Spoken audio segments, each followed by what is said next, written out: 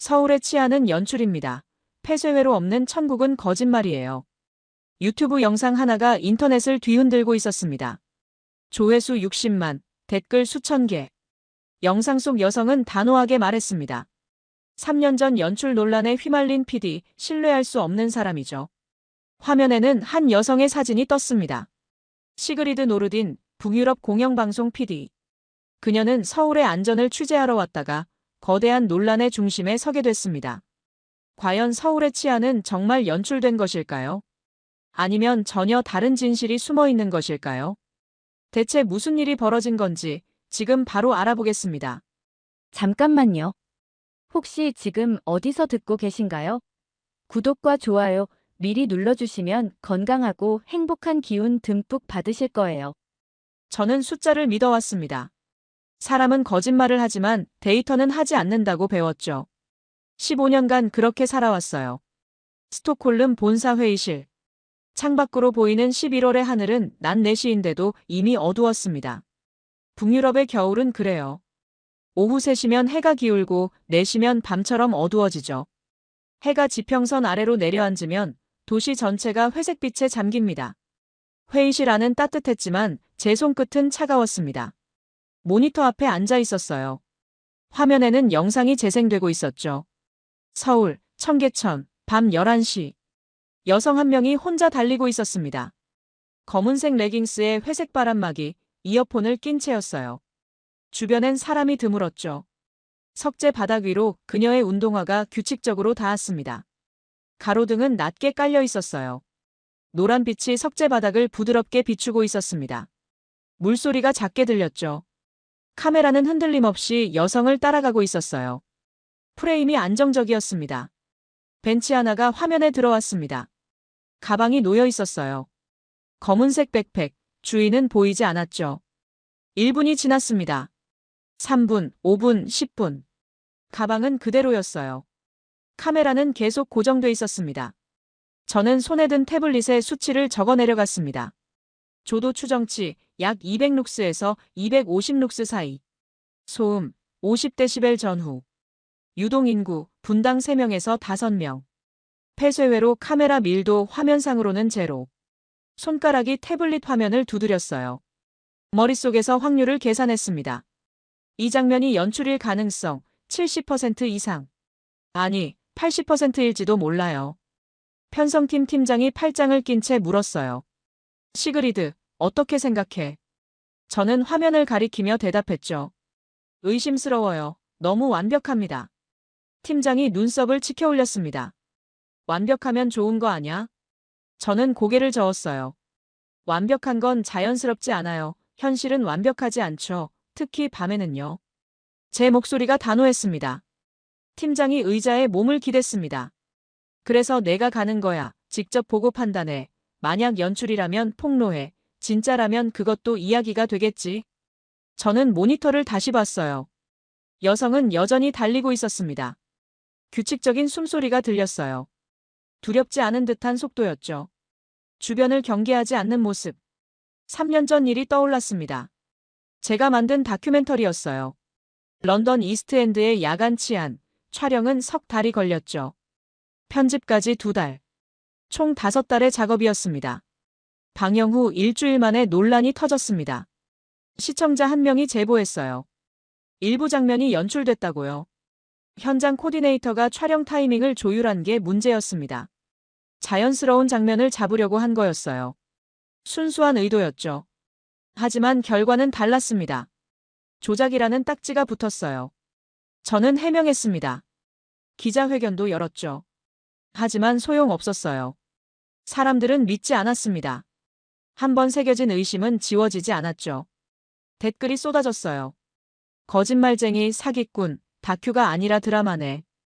PD가 아니라 사기꾼. 밤마다 그 댓글들을 읽었습니다. 잠을 잘 수 없었어요. 침대에 누워도 눈이 떠졌죠. 손이 떨렸죠. 식욕도 사라졌습니다. 3개월 동안 체중이 7kg 빠졌어요. 거울을 보면 낯선 사람이 서 있었습니다. 방송사는 공식 사과문을 냈습니다. 제 이름과 함께요. 그날 밤 제 이메일함엔 협박 메일이 23통 들어와 있었어요. 경찰에 신고했지만 소용없었죠. 익명이었으니까요. 발신자를 추적할 수 없었습니다. 그 이후로 저는 달라졌습니다. 모든 걸 의심하게 됐어요. 특히 완벽해 보이는 것들을요. 완벽함 뒤엔 반드시 뭔가 숨어 있다고 믿게 됐죠. 연출이든 조작이든 거짓이든. 팀장이 말했습니다. 시그리드, 이건 기회야. 내 경력을 되찾을 수 있어. 이번엔 내가 폭로하는 거지. 연출된 안전을, 가짜 평화를. 저는 고개를 끄덕였어요. 목소리는 내지 않았죠. 그저 모니터를 바라봤습니다. 그날 밤 집으로 돌아가 짐을 쌌습니다.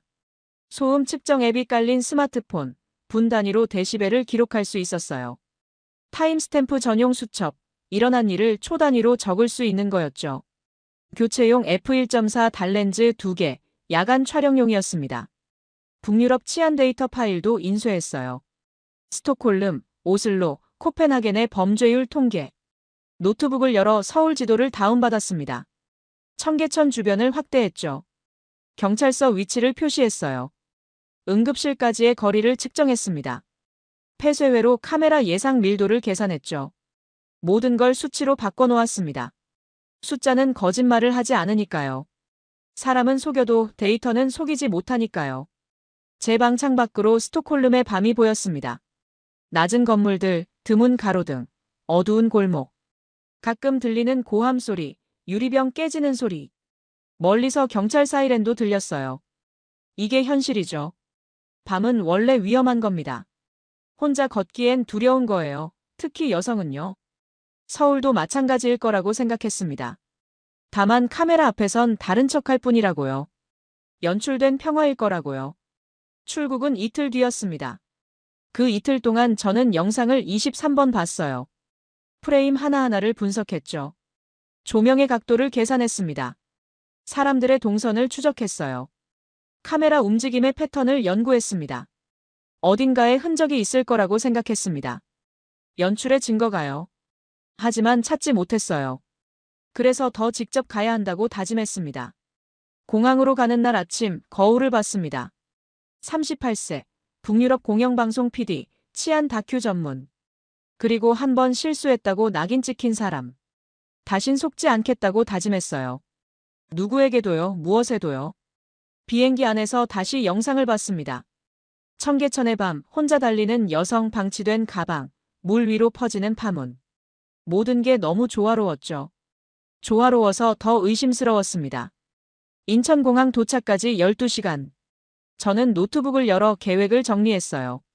첫째, 폐쇄회로 밀도 실측. 둘째, 야간 유동 인구 카운트. 셋째, 사각지대 촬영. 넷째, 범죄 통계 교차 검증. 다섯째, 연출 흔적 포착. 완벽한 계획이라고 생각했습니다. 하지만 제가 진짜 준비한 건 따로 있었어요. 의심, 깊고 단단하고 날카로운 의심. 그게 저를 지켜줄 거라고 믿었습니다. 3년 전처럼 당하지 않게요. 다시는요. 비행기가 고도를 낮췄습니다. 착륙 준비 안내가 나왔어요. 창밖으로 서울의 불빛이 보였습니다. 많았어요. 빼곡했죠. 마치 별처럼 깔려 있었습니다. 불빛의 밀도가 스톡홀름과는 비교할 수 없이 높았어요. 하지만 저는 이미 알고 있었어요. 저 불빛 뒤에 어둠이 숨어 있을 거라고요. 제가 찾아낼 어둠, 제가 폭로할 거짓. 손에 든 수첩을 폈습니다. 첫 페이지에 적었죠. 숫자는 거짓말을 하지 않는다. 사람은 속여도 데이터는 속이지 못한다. 내일부터 나는 진실을 찾는다. 인천공항은 조용했습니다. 아니, 조용하다는 표현이 정확하지 않을 수도 있어요. 사람은 많았으니까요. 수백 명이 움직이고 있었죠. 캐리어 바퀴 굴러가는 소리, 발걸음 소리, 안내방송. 하지만 시끄럽지 않았습니다. 제 소음 측정 앱을 켰어요. 62데시벨. 스톡홀름 중앙역보다 낮았습니다. 놀라웠어요. 입국 심사줄이 길었어요. 하지만 빠르게 흘렀죠. 사람들은 조용히 기다렸습니다. 새치기 하는 이가 없었어요. 짐을 정리하는 사람도 스마트폰을 보는 사람도 모두 질서정연했습니다. 제 차례가 왔습니다. 직원이 제 여권을 받았어요. 젊은 남자였죠. 영어가 서툴렀습니다. 하지만 눈은 정중했어요. 방문 목적을 물었습니다. 저는 대답했죠. 다큐멘터리 촬영이요. 그는 고개를 끄덕이며 도장을 찍었어요. 환영합니다. 발음은 어눌했지만 진심은 느껴졌죠. 미소도 있었어요. 수화물을 찾아 나왔습니다. 공항 로비를 가로질러 택시 승강장으로 향했어요. 택시를 탔어요. 기사는 목적지를 듣고 출발했습니다. 말이 없었죠. 라디오도 크지 않았어요. 뉴스가 흘러나왔지만 음량은 낮았습니다. 창밖으로 고속도로가 지나갔습니다. 차들이 많았지만 질서정연했어요. 차선을 지켰죠. 경적 소리가 거의 들리지 않았습니다. 스톡홀름이었다면 벌써 몇 번은 들렸을 소리인데요. 호텔에 도착했어요. 체크인은 3분이 걸렸습니다. 직원은 한국어로 먼저 말하다가 제가 알아듣지 못하자 영어로 바꿨어요. 발음은 완벽하지 않았지만 친절했습니다. 방 열쇠를 건네며 엘리베이터 방향을 손으로 가리켰죠. 미소도 지었어요. 짐을 풀고 시계를 봤습니다. 오후 6시. 아직 밝았어요. 창밖으로 서울의 오후가 보였습니다. 높은 빌딩들, 많은 차량, 걷는 사람들. 밤 10시까지 기다렸습니다. 청계천으로 나갔죠. 택시를 다시 탔어요. 기사는 목적지를 듣고 고개를 끄덕였습니다. 이번에도 말이 없었죠. 하지만 불친절한 느낌은 아니었어요. 그저 조용했습니다. 필요한 말만 하는 사람 같았어요. 청계천에 도착했어요. 물소리가 들렸습니다. 철썩 작게. 가로등이 낮게 깔려 있었어요. 노란빛이 석재 바닥을 부드럽게 비추고 있었죠. 그림자가 길게 늘어져 있었습니다. 사람들이 걷고 있었습니다. 혼자 걷는 이도 있었고 둘이 걷는 이도 있었어요. 나이든 부부도 보였죠. 손을 잡고 천천히 걸었습니다. 서로에게 뭔가 말하고 있었어요. 저는 소음 측정 앱을 다시 켰어요. 55데시벨. 물소리와 발소리, 작은 대화 소리뿐이었죠. 차 소리는 거의 들리지 않았습니다. 벤치에 앉았습니다. 타임스탬프 수첩을 꺼냈어요. 밤 10시 12분, 기록 시작. 여성 한 명이 조깅하며 지나갔습니다. 이어폰을 낀 채였어요. 혼자였죠. 아무도 그녀를 쫓지 않았습니다. 재촉하지도 않았어요. 그녀는 리듬을 유지하며 멀어졌죠. 운동화가 석재 바닥을 규칙적으로 두드렸습니다. 벤치 옆에 가방이 하나 놓여 있었습니다. 주인은 멀리서 커피를 사고 있었어요. 자판기 앞에 서 있었죠. 저는 시계를 봤습니다. 밤 10시 15분. 가방은 그대로였어요. 밤 10시 20분. 여전히 그대로였죠. 아무도 가까이 가지 않았습니다. 밤 10시 27분. 주인이 돌아와 가방을 들었습니다. 12분. 그 사이 아무도 손대지 않았어요. 저는 수첩에 적었습니다. 가방 방치 12분, 도난 없음. 주변 유동 인구 약 15명. 멀리서 누군가 이제를 펴고 있었습니다. 금발이었어요. 서양인 같았죠. 가까이 다가갔습니다. 그는 그림을 그리고 있었어요. 붓을 들고 캔버스에 색을 올리고 있었죠. 청계천의 야경을 그리는 것 같았습니다. 저는 물었습니다. 실례지만 어느 나라에서 오셨나요? 그는 고개를 들었어요. 미소를 지었습니다. 스웨덴이요. 저는 놀랐어요. 저도 스웨덴에서 왔습니다. 그는 반가워했죠. 이름은 에릭달 홍익대 미대 교환학생이에요. 저는 물었어요. 여기서 작업하는 게 안전한가요? 에릭이 고개를 끄덕였습니다. 스톡홀름에선 캠퍼스를 2번 잃어버렸어요. 한 번은 물감통도 가져갔죠. 여기선 그런 일이 없어요. 삼각대도 그대로고 팁박스도 그대로예요. 그는 팁박스를 가리켰습니다. 뚜껑도 없는 작은 상자였어요. 동전 몇 개와 1,000원짜리 지폐가 들어있었죠. 누구나 가져갈 수 있는 상태였습니다. 에릭이 말했습니다. 여긴 그림에만 몰입해도 되는 도시예요. 장비 걱정을 안 해도 돼요. 도난 걱정도 없고요. 저는 그의 작업대를 봤습니다. 붓, 물감, 팔레트. 모두 정리되지 않은 채 놓여 있었어요. 값비싼 물감도 보였죠. 하지만 아무도 건드리지 않았죠. 에릭은 다시 붓을 들었습니다. 저는 천천히 걸었어요. 물가를 따라 이동했죠. 여성이 또 지나갔습니다. 이번엔 다른 사람이었어요. 역시 혼자였죠. 이어폰을 끼고 빠르게 걸었습니다. 아무도 그녀를 신경 쓰지 않았어요. 그저 제 갈 길을 갈 뿐이었습니다. 벤치에 앉아 있는 노인이 보였습니다. 가방을 옆에 두고 눈을 감고 있었어요. 잠든 건지 쉬는 건지 알 수 없었죠. 하지만 가방은 안전해 보였습니다. 아무도 가까이 가지 않았어요. 강물을 봤어요. 잔잔했습니다. 가로등 불빛이 수면에 반사되고 있었죠. 물결이 천천히 흘렀습니다. 물가에서 파문이 일었습니다. 작은 원이 퍼져나갔어요. 무언가 움직인 것 같았죠. 잠시 후 갈색 등선이 수면 위로 떠올랐습니다. 수달이었어요. 빠르게 헤엄쳐 사라졌죠. 도심 한가운데에 수달이라니. 믿기지 않았습니다. 하지만 분명 봤어요. 제 눈으로요. 영상 속이 아니라 현실에서요. 밤은 깊어졌습니다. 사람들은 여전히 걷고 있었어요. 아무 일도 일어나지 않았죠. 범죄도 없었고 위협도 없었고 고함도 없었습니다. 그저 조용한 밤이었습니다. 호텔로 돌아가는 길. 택시 안에서 기사가 말했습니다. 이 시간대 여긴 조용해요. 강변은 더 밝고요. 안전합니다. 저는 고개만 끄덕였어요. 창밖의 불빛들을 보며 생각했죠. 과연 이게 진짜일까? 아니면 제가 보고 싶은 것만 보고 있는 걸까요? 연출의 흔적은 어디에도 보이지 않았습니다. 하지만 저는 아직 확신할 수 없었어요. 하루만 본 것으로는 부족했죠. 내일은 더 깊이 들어가 봐야겠다고 생각했습니다. 사각지대를요. 보이지 않는 곳을요. 그곳에 진실이 있을 거라고 믿었습니다.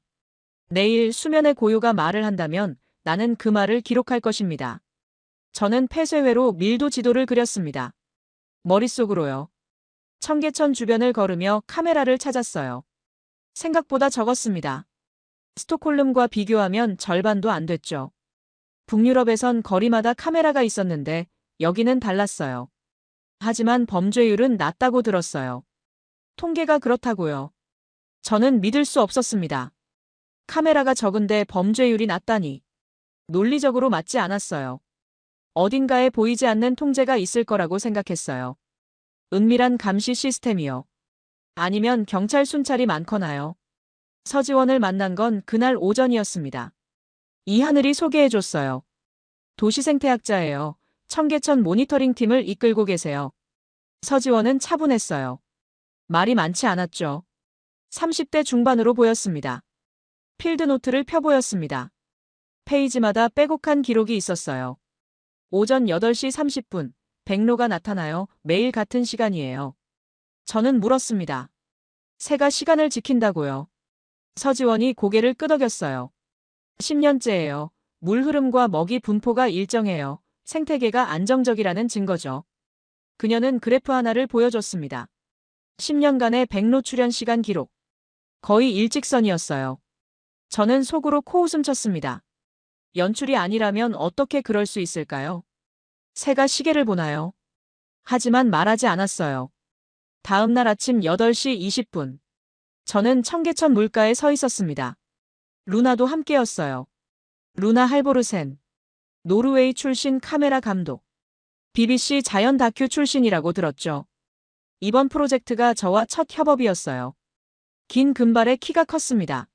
루나가 삼각대를 세웠습니다. 롱렌즈를 장착했죠. 600mm 렌즈였어요. 서지원은 조금 떨어진 곳에서 필드노트를 펼쳤어요. 말없이 물을 바라봤습니다. 시계를 가끔 확인했죠. 오전 8시 30분. 백로가 나타났어요. 정확히요. 긴 목을 세우고 물가에 섰습니다. 흰깃이 아침 햇살에 반짝였죠. 물가를 따라 천천히 걸었습니다. 루나의 셔터 소리가 작게 들렸어요. 계속 연속으로 눌렀습니다. 서지원은 노트에 체크 표시만 했습니다. 말은 하지 않았죠. 저는 타임스탬프를 기록했어요. 오전 8시 30분 정각. 오차 없음. 우연일 수도 있다고 생각했습니다. 하지만 마음 한편이 흔들렸어요. 너무 정확했으니까요. 서지원이 말했습니다. 내일도 같은 시간에 오세요. 다시 볼 수 있을 거예요. 저는 고개를 끄덕였죠. 하지만 믿지는 않았어요. 내일도 같을 리 없다고 생각했습니다. 저녁이 됐습니다. 밤 8시에 다시 청계천으로 나갔어요. 루나가 장비를 챙겼습니다. 로우라이트 렌즈였죠. 어둠 속에서도 촬영할 수 있는 거였어요. F1.2 렌즈였습니다. 사람들이 걷고 있었습니다. 많지는 않았지만 꾸준히 지나갔죠. 저녁 산책하는 사람들 같았어요. 루나가 카메라를 들었어요. 한참을 기다렸습니다. 움직이지 않았죠. 숨소리도 낮췄어요. 마치 조각상처럼 고정돼 있었습니다. 그러다 갑자기 속삭였습니다. 지금 숨 멈춰요. 저는 숨을 참았어요. 물결이 바뀌었습니다. 수면에 작은 원이 퍼졌죠. 잔물결이 가로등 불빛을 흔들었어요. 갈색 등선이 물 위로 떠올랐습니다. 수달이었어요. 코를 내밀고 주변을 살폈죠. 작은 눈이 반짝였습니다. 그러고는 다시 물속으로 사라졌습니다. 짧은 순간이었어요. 3초, 아니 5초 정도. 루나는 카메라를 내렸습니다. 표정은 여전히 차분했어요. 만족스러워 보였죠. 저는 물었습니다. 어떻게 알았나요? 루나가 대답했죠. 물이 말해줘요. 수면의 변화, 물결의 각도, 자연은 거짓말을 하지 않아요. 저는 이해할 수 없었어요. 하지만 그 순간이 진짜였다는 건 알았습니다. 연출할 수 없는 장면이었죠.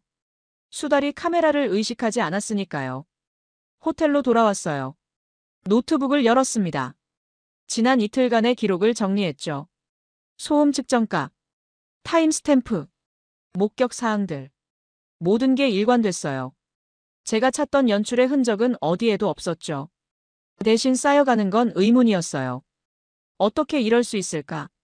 폐쇄회로가 적은데 범죄율이 낮고, 새가 시간을 지키고, 수달이 도심 하천에 살고, 사람들이 밤에 혼자 걷고, 가방을 벤치에 두고 가도 사라지지 않고, 제 머릿속 공식이 맞지 않았습니다. 북유럽에서 배운 것들이요. 높은 조명, 많은 감시, 빠른 경찰 대응. 하지만 여기는 달랐어요. 조명은 낮았고 감시는 적었고 경찰은 보이지 않았습니다. 그런데도 안전했죠. 모순이었습니다. 창밖을 봤어요. 서울의 밤이 펼쳐져 있었습니다. 불빛이 많았지만 시끄럽지 않았어요. 빌딩들이 하늘을 향해 서 있었습니다. 저는 노트를 닫았습니다. 내일은 더 깊이 들어가 봐야겠다고 생각했어요. 사각지대를요. 보이지 않는 곳을요. 그곳에 답이 있을 거라고 믿었습니다. 하지만 마음 한편에선 알고 있었어요. 제가 찾는 건 답이 아니라 의심을 확인하고 싶은 마음이라는 걸요. 다시 속고 싶지 않았으니까요. 3년 전처럼요. 그래서 더 철저해지려 했습니다. 더 냉정해지려 했죠. 숫자만 믿으려 했어요. 감정은 배제하려 했습니다. 숫자가 말했습니다. 이 도시는 다르다.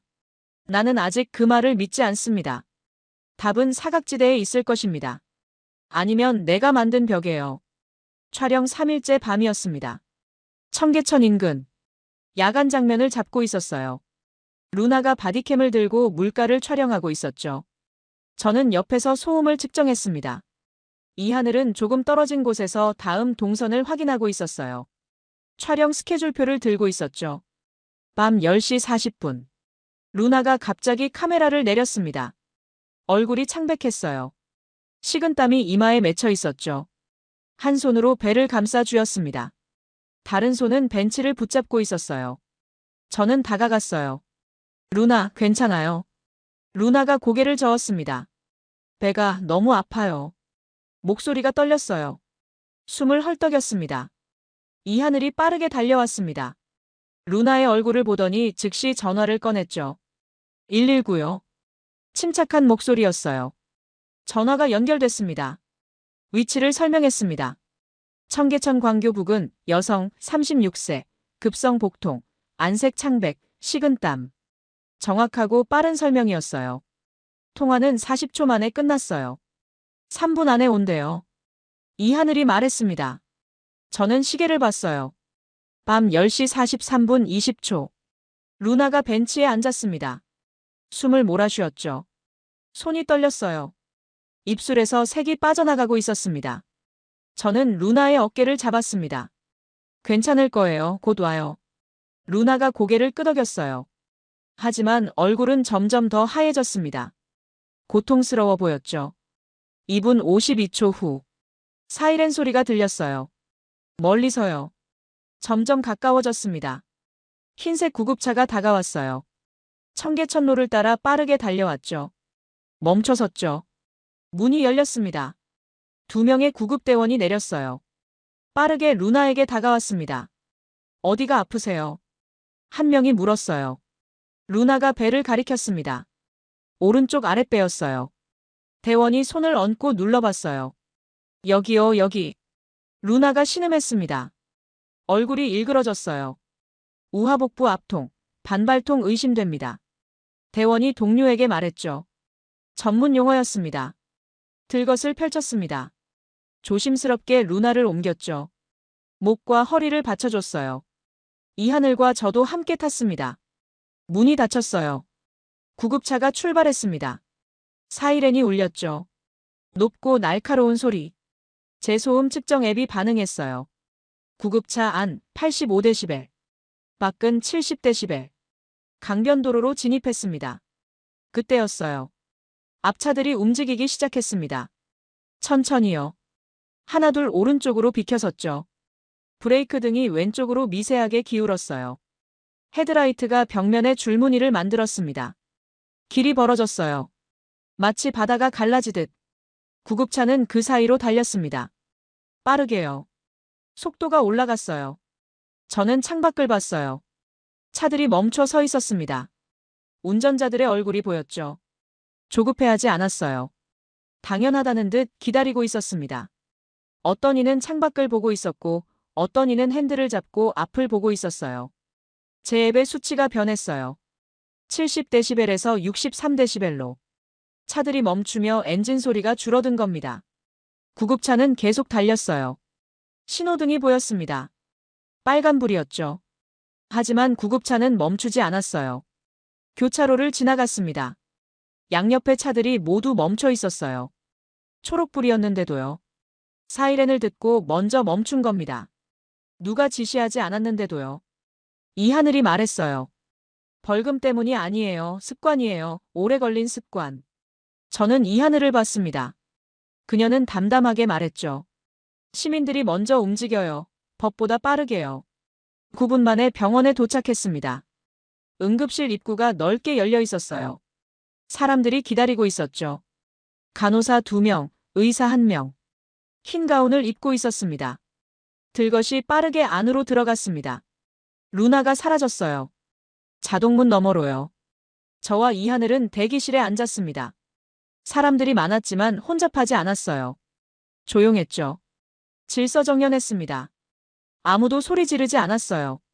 재촉하지도 않았죠. 각자 조용히 기다리고 있었습니다. 어떤 이는 스마트폰을 보고 어떤 이는 그저 앉아 있었어요. 접수 창구로 사람들이 차례로 갔어요. 빠르게 처리됐습니다. 동선이 막히지 않았죠. 간호사들의 움직임도 효율적이었어요. 20분 후 간호사가 나왔습니다. 이하늘에게 말했어요. 급성 위험이에요. 지금 링거 맞고 있어요. 곧 처치 끝나고 약 처방할게요. 이하늘이 통역해줬습니다. 저는 안도했어요.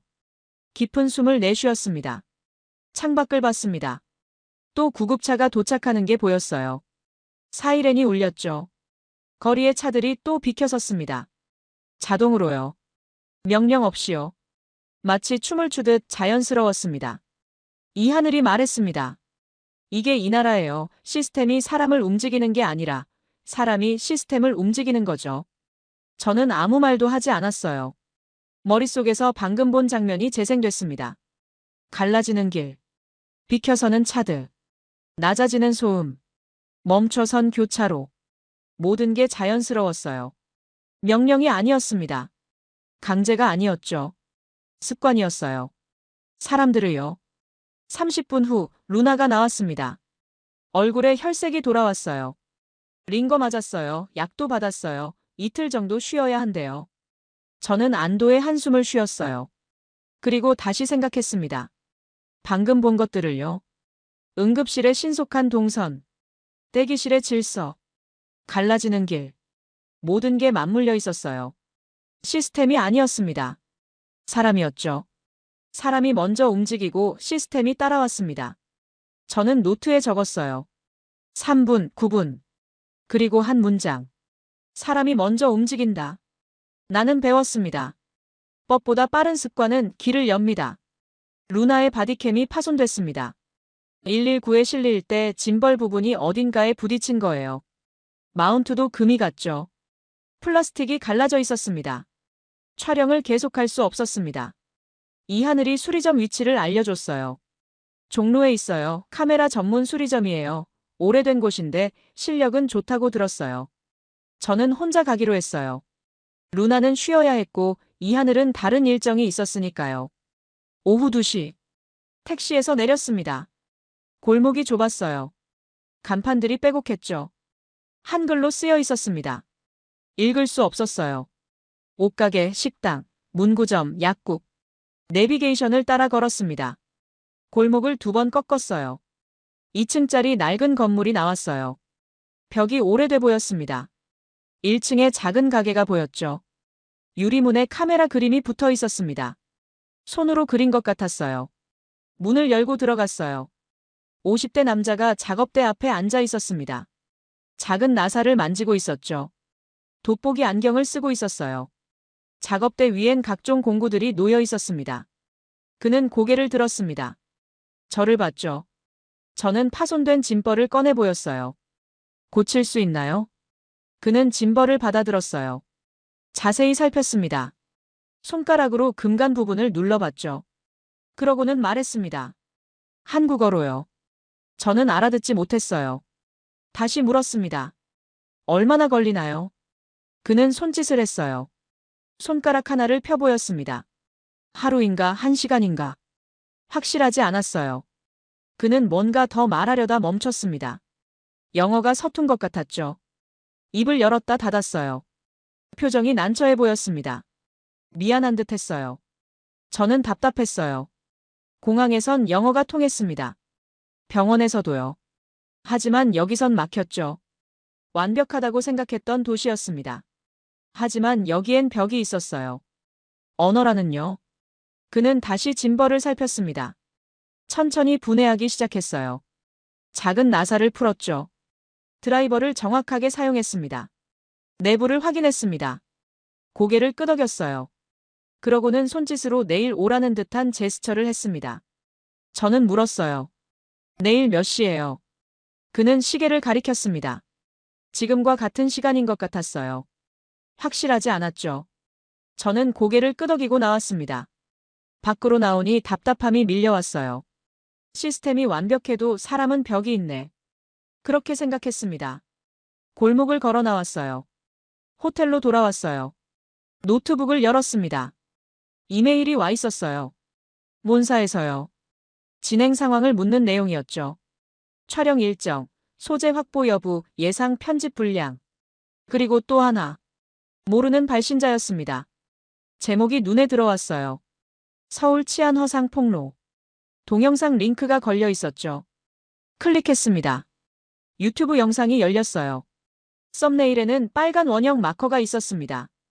가짜라는 대문자와 함께요. 영상이 재생됐습니다. 목소리가 들렸어요. 여성이었죠. 리아오 메이린. 중국계 프랑스인 유튜버라고 자막이 떴습니다. 채널 구독자 120만. 그녀는 말했어요. 서울의 치안은 연출입니다. 폐쇄회로 없는 천국은 거짓말이에요. 목소리가 단정적이었어요.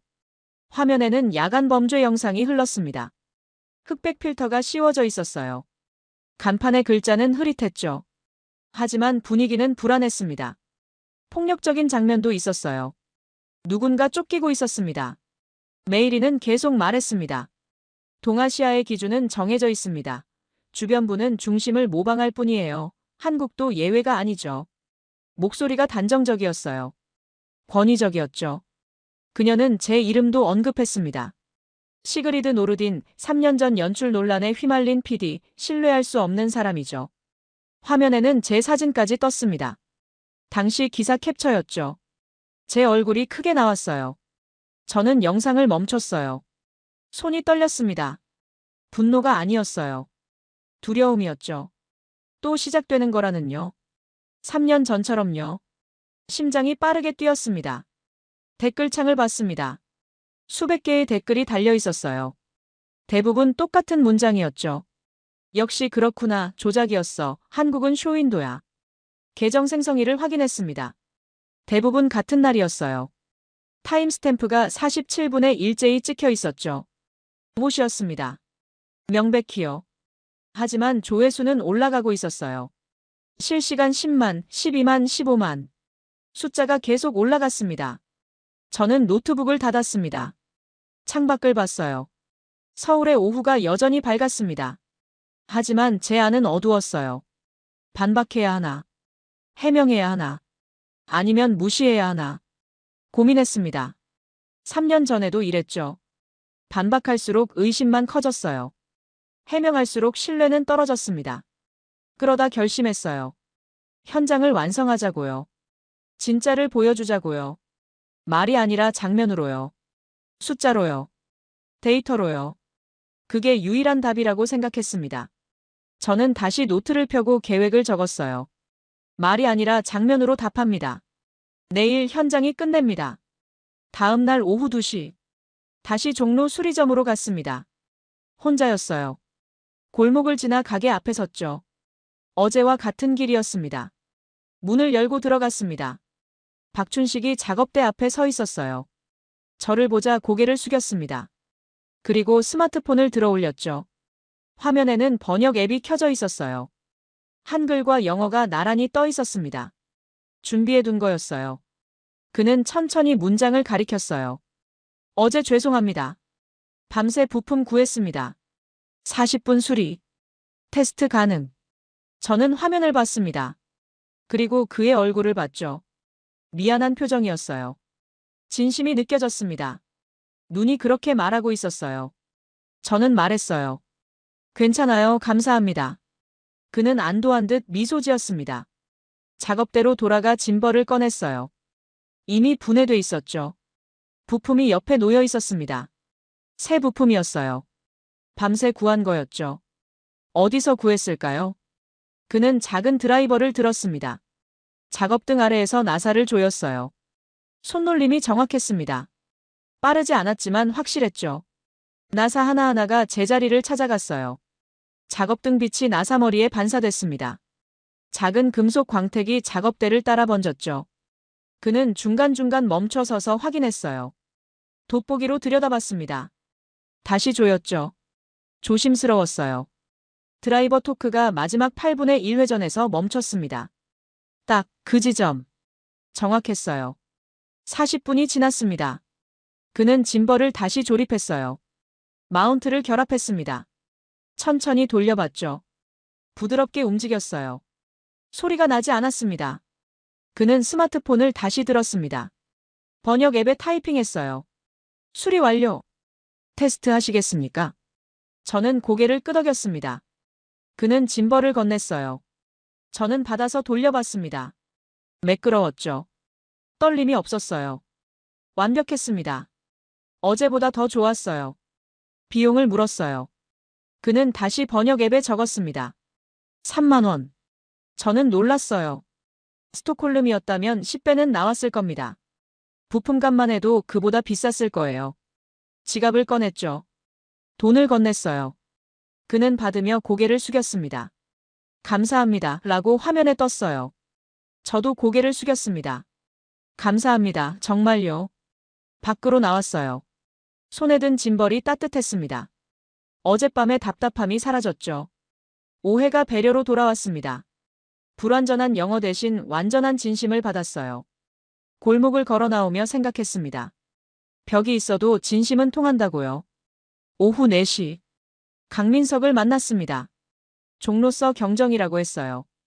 20년 경력의 베테랑. 이하늘이 소개해줬죠. 작은 카페에서 만났어요. 강민석은 키가 크고 말이 적었습니다. 목소리는 낮았어요. 제복을 입고 있었습니다. 저는 물었습니다. 이 도시의 치안이 정말 안전한가요? 그는 잠시 침묵했어요. 커피 잔을 들었다 내려놓았습니다. 그러고는 말했습니다. 안전은 숫자가 아닙니다. 사람입니다. 저는 고개를 갸우뚱했죠. 그는 계속 말했어요. 거짓은 소리 지르지만 진심은 남습니다. 짧은 문장이었어요. 하지만 무게가 있었죠. 그는 두 박 쉬고 다시 말했습니다. 이 도시의 안전은 법이 만든 게 아닙니다. 시민이 만든 겁니다. 오래 걸린 습관으로요. 저는 아무 말도 하지 못했어요. 그의 눈을 봤습니다. 확신에 차 있었어요. 강민석은 명함을 건넸습니다. 필요하면 연락하세요. 그리고 떠났죠. 커피값도 내고 갔어요. 저는 명함을 들고 앉아 있었습니다. 거짓은 소리 지르지만 진심은 남는다. 그 문장이 머릿속에 남았어요. 계속 울렸습니다. 호텔로 돌아왔습니다. 노트북을 열었죠. 메일인의 영상을 다시 봤어요. 조회수는 25만을 넘어서고 있었습니다. 댓글은 더 늘었죠. 하지만 저는 더 이상 두렵지 않았어요. 방금 본 것들이 떠올랐습니다. 번역 앱을 켜고 기다린 박춘식. 밤새 구한 부품. 작업등 아래 작은 나사. 그리고 강민석의 한 문장. 거짓은 소리를 지르죠. 크고 요란하게요. 하지만 진심은 조용히 남습니다. 쌓이고 쌓여서요. 저는 노트에 적었습니다. 내일은 마지막 촬영. 청계천, 새벽. 서지원의 생태 루틴과 루나의 로우라이트. 그리고 제 의심의 끝. 창밖을 봤어요.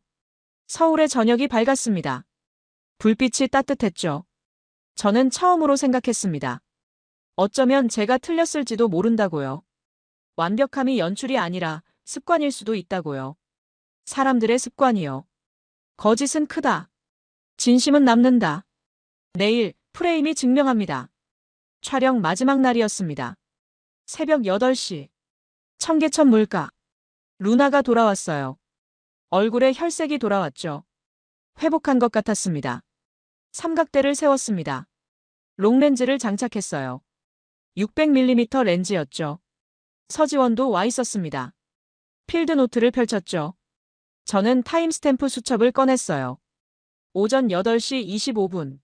물가는 고요했습니다. 가로등이 아직 꺼지지 않았어요. 새벽빛과 섞였죠. 하늘이 밝아지고 있었습니다. 서지원이 속삭였습니다. 5분 후요. 루나가 카메라 앞에 섰어요. 숨을 낮췄습니다. 움직이지 않았죠. 조각상처럼 고정돼 있었습니다. 오전 8시 30분. 백로가 나타났습니다. 정확히요. 긴 목을 세우고 물가에 섰죠. 흰깃이 새벽빛에 반짝였습니다. 물가를 천천히 걸었어요. 루나의 셔터가 작게 울렸어요. 계속 연속으로요. 그때였습니다. 수면이 흔들렸어요. 작은 원이 퍼졌죠. 갈색 등선이 떠올랐습니다. 수달이었어요. 백로와 수달이 같은 프레임 안에 있었습니다. 둘은 서로를 신경 쓰지 않았어요. 백로는 물가를 바라봤고 수달은 수면을 헤엄쳤죠. 방해하지 않았습니다. 공존했어요. 자연스럽게요. 루나가 속삭였습니다. 지금 숨 멈춰요. 저는 숨을 참았어요. 셔터 소리가 연속으로 들렸습니다. 백로의 목선이 S자를 그렸어요. 수달의 등선이 물결을 탔죠. 두 선이 프레임 안에서 교차했습니다. 연출할 수 없는 장면이었어요. 계획할 수 없는 순간이었죠. 저는 카메라를 잠시 내렸습니다. 눈으로 봤어요. 맨눈으로요. 그 순간이 진짜라는 걸 알았습니다. 숫자가 사람을 설명하는 게 아니었어요. 사람이 숫자를 움직였고 그 뒤를 자연이 따라왔습니다. 10년간 축적된 습관. 그게 이 장면을 만들었어요. 호텔로 돌아왔어요. 노트북을 열었습니다. 메일인의 새 영상이 올라와 있었어요. 제목이 눈에 들어왔죠. 서울, 가짜 하천의 밤, 폐쇄회로 없는 천국의 진실. 클릭했습니다. 영상이 재생됐어요. 메일인의 목소리가 들렸습니다. 오늘은 결정적 증거를 보여드리겠습니다. 자신감 넘치는 목소리였어요. 화면에는 야간 하천 영상이 흘렀어요. 폭력 장면이 있었습니다. 흑백 필터가 씌워져 있었죠. 간판 글자 일부가 블러 처리돼 있었어요. 하지만 한눈에 봐도 이상했습니다. 다리 난간의 모양이 달랐어요. 청계천과 다른 구조였죠. 메일인은 말했습니다. 서울 지도 위에 빨간 핀을 꽂았어요. 여기서 일어난 일입니다. 하지만 뭔가 어색했어요. 핀의 위치가 애매했죠. 댓글창이 또 봇으로 가득 찼습니다. 똑같은 문장들. 역시 조작이야. 동양은 질서가 곧 통제지. 한국은 쇼윈도일 뿐이야. 조회수가 올라갔어요. 50만, 60만. 빠르게 증가하고 있었습니다. 저는 영상을 멈췄습니다. 캡처했어요. 확대했죠. 다리 난간의 볼트를 봤습니다. 간격이 달랐어요. 청계천 표준 난간 볼트 간격 120mm. 영상 속 볼트 간격 100mm. 명백히 다른 구조였습니다. 간판 글자도 이상했습니다. 한글이 아니었어요. 간체자 일부가 보였죠. 프레임 우측 하단에 문진, 약품이라는 글자가 미세하게 노출돼 있었습니다. 중국어였어요. 저는 서지원에게 전화했습니다. 사진을 보냈어요. 이 다리, 청계천 맞나요? 서지원이 답했습니다. 아니에요. 볼트 간격이 다르네요. 난간 구조도 달라요. 청계천은 이렇게 생기지 않았어요. 저는 고개를 끄덕였습니다. 본사 디지털 포렌식 팀에 연락했어요. 영상 원본을 보냈죠. 3시간 후 답이 왔습니다. 메타데이터 타임존 플러스 8시간, 중국 표준시로 추정. 서울은 플러스 9시간. 위치 정보 삭제됨. 프레임 내 간판 글자 한글 아님. 광저우 인근 하천으로 추정. 저는 팩트노트를 작성했습니다. 반 페이지. 캡처 3장, 타임스탬프, 볼트 규격 비교 사진, 간판 글자 확대. 한 줄 결론. 해당 영상은 한국이 아닙니다. 업계 신뢰 채널 2곳에 보냈어요. 이틀 후 그들이 팩트노트를 인용했습니다. 메일인 영상에 경고 라벨이 붙었어요. 허위 정보 가능성. 광고가 제한됐습니다. 수익 창출이 중단됐어요. 주요 스폰서 2곳이 후원을 철회했죠. 메일인이 라이브 방송을 켰습니다. 제목은 검열이었어요. 화면에 그녀가 나타났습니다. 이건 검열입니다. 서구와 중국 비판은 금기인가요? 목소리가 높았어요. 하지만 질문이 쏟아졌습니다. 볼트 규격이 왜 다르죠? 간판 글자는요? 메타데이터는요? 메일인이 답변을 회피했어요. 말이 횡설수설해졌죠. 채팅창에 비교 사진이 줄줄이 올라왔습니다. 자가 모순이 타임코드로 박제됐어요. 방송은 40분 만에 끝났습니다. 메일인은 사과하지 않았어요. 커뮤니티 탭도 조용했죠. 새 영상도 없었습니다. 저는 노트북을 닫았어요. 창밖을 봤습니다. 서울의 저녁이 밝았어요. 조용했죠. 확성기는 컸지만 오래가지 못했습니다. 확성기는 잠잠해졌습니다. 프레임은 남았습니다. 다큐멘터리가 방영됐습니다. 반응은 뜨거웠어요. 조회수가 올라갔죠. 댓글이 쏟아졌습니다. 하지만 저는 숫자보다 먼저 떠올린 게 있었어요. 사람들의 얼굴. 119의 길을 열어준 운전자들. 번역 앱을 켜고 기다린 박춘식. 무탈한 캠퍼스를 지킨 서울. 묵묵히 체크만 하던 서지원. 그리고 강민석의 한 문장. 거짓은 소리 지르지만 진심은 남습니다. 본사에서 연락이 왔어요. 팀장이었죠. 잘했어, 시그리드. 내 경력이 돌아왔어. 저는 고개를 끄덕였습니다. 하지만 마음은 복잡했어요. 경력을 되찾은 게 중요한 게 아니었습니다. 제가 찾은 건 다른 거였죠. 의심 너머의 진실. 완벽함이 연출이 아니라 습관이라는 것. 사람들의 습관이요. 스톡홀름으로 돌아왔습니다. 11월의 하늘은 여전히 어두웠어요. 오후 3시인데 밤 같았죠. 거리엔 사람이 적었습니다. 편집실에 앉아 영상을 다시 봤습니다. 청계천의 밤. 갈라지는 길. 작업등 아래 작은 나사. 백로와 수달이 공존하는 프레임. 모든 게 담겨 있었어요. 연출 없이요. 메일인의 채널은 조용했습니다. 새 영상이 없었어요. 구독자 수가 줄었죠. 12만 명이 떠났습니다. 스폰서는 돌아오지 않았어요. 스폰서 2곳 복원 없음, 사주 경과. 댓글창엔 질문만 남았죠. 사과는 언제 하나요? 왜 거짓말했나요? 메일인은 답하지 않았습니다. 몇 주 후, 다른 유튜버가 메일인의 과거 영상들을 분석했어요. 패턴이 드러났죠. 재편집, 메타데이터 삭제, 자막 조작. 여러 영상이 비슷한 방식으로 만들어졌었습니다. 메일인의 신뢰는 무너졌습니다. 조용히요. 확성기는 크지만 오래가지 못했어요. 진심은 작지만 남았죠.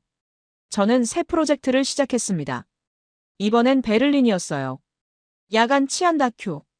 하지만 접근 방식이 달랐습니다. 의심으로 시작하지 않았어요. 관찰로 시작했죠. 숫자로 판단하기 전에 사람을 봤습니다. 습관을 봤어요. 시스템 뒤에 사람들을요. 3개월 후 서지원에게서 이메일이 왔습니다.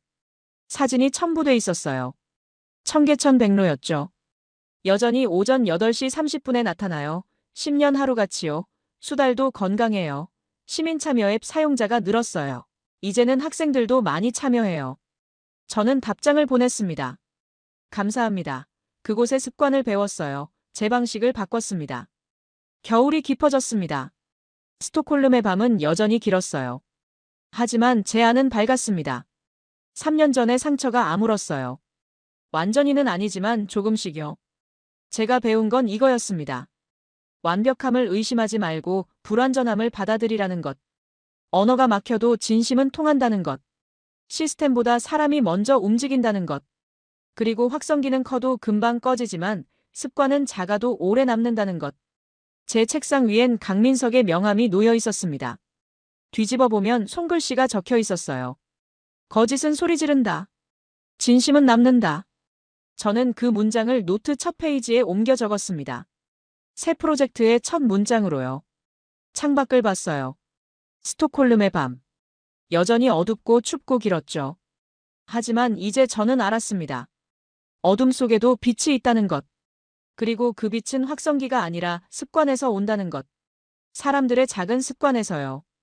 이 도시의 안전은 연출이 아니었습니다. 사람들이 먼저 움직이는 습관이었어요. 오래 걸린 조용한 단단한 습관. 저는 그걸 기록했습니다. 숫자가 아니라 장면으로요. 의심이 아니라 관찰로요. 그리고 그게 제 새 출발이 됐습니다.